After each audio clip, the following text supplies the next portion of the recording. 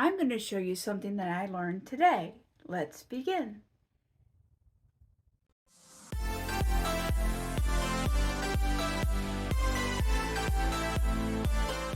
Okay, today I'm working on or using my Brother CS6000. So we're going to turn this on. And I do have dogs, so you might hear them in the background. So I took my presser foot off, my normal one, and we're going to put this overlocking presser foot. It has a G on it. I saw somebody in a picture or something using this, and I said, I've had one of these, but I don't know what, I didn't know what it was. And they were talking about, not buying a serger, but using this instead of buying a serger. And I said, that is genius. And I said, I think I have one. So let's see. Okay, so here we go. All right, so I'm going to try to do this one-handed. I don't know if I can. Let's see. Oh, I did. Yay! All right. I'm going to make sure I put both of my strings to the back. And then on the top, we're going to go, of course, this applies to your brother, but I'm sure you can find a stitch that you can use on your machine. So I tried, when I first did this, I tried 11. So let's just do that, 11. This says J foot, but I used it with my G foot and it worked fine. So the 11 looks like this. So let's do this. Okay, hold on one second. All right, so I have a flannel scrap that I had already cut with pinking shears. It's just something that I had.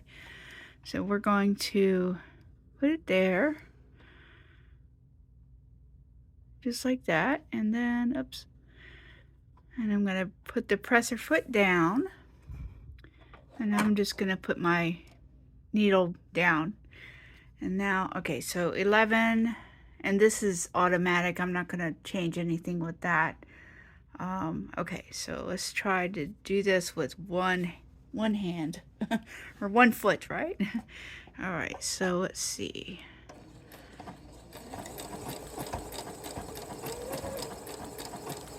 I'm just going a little bit slow. I'm not going, I could go faster, but so it does go a little bit slow, but that's what you want.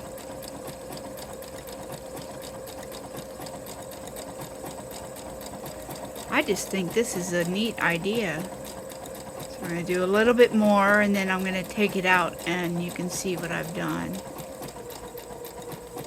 Actually, what I'm going to do is, before I take it out, I'm going to change it to another number.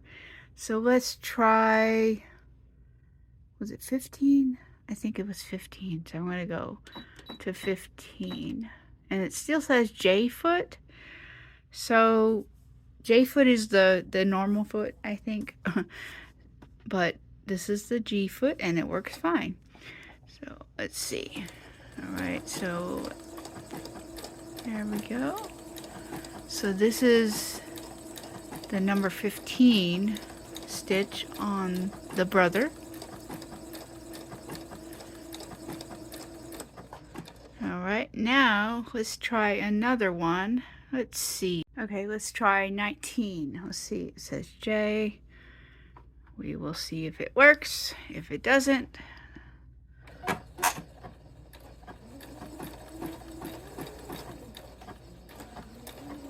okay, let's see. It's working, I think.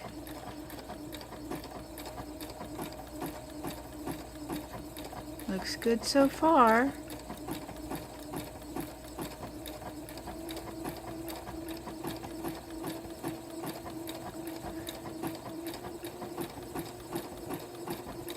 Like that one. Okay. All right. Let's try a number 7. And this actually does say G, so that's good. because that's what number it is. So let's see. Let's try this. Okay, so this one is number 7.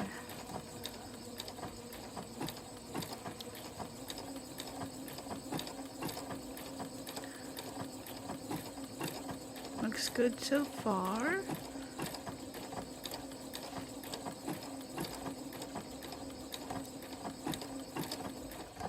All right, so let's take it out and see what it is. Okay, I hope you can see this. This is earlier when I was trying to figure out stuff. This is, I think it's 11. I think. Yeah, this is 11. And that's my favorite one so far, is 11. And then later on, I don't know what happened there, but I should have wrote down the numbers. But I did another number here, and then I did something here. I don't know what happened with that. I didn't get everything. So, don't do that. And then I tried a different one. I think that was 7. Was it 7? Or was this 7? So the one I like is 11 on this particular machine. I will try again. Oh, see, look on the back. It looks really good on the back. I like that. And then let's look on the other side. Okay, so this stuff that I did last, that's just a learning curve. I need to practice because, like I said, I just literally learned this today. That's pretty good. It's not 100% like a serger, but it's pretty close. So anyway, I just wanted to show you that because I thought that was kind of neat. Because if you didn't have money for a serger, you can use an overlock presser foot. Sergers are very expensive, or can be. So this is something that already came with the machine, so I will use this more. Thanks for watching.